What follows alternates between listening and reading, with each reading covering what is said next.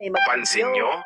Pag wala kang nilolokong tao, ang gaan pumasok ng blessings. Kapag patas kang makitungo sa iba, parang laging may bumabalik na maganda sa'yo. Hindi mo kailangang manggulang o manloko para umasenso. Kasi yung tunay na swerte, kusay ang dumarating sa mga taong may mabuting puso. Minsan, nakakainggit yung mga nandadaya pero parang ang daming pera. Pero tandaan mo, hindi habang buhay swerte ang masama. May karma yan. At pag dumating, mas mabigat pa sa kinita nila.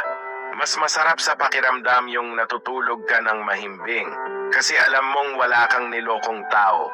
Sa kaiba yung saya ng blessings na galing sa malinis na paraan. Walang guilt, walang takot at siguradong pangmatagalan.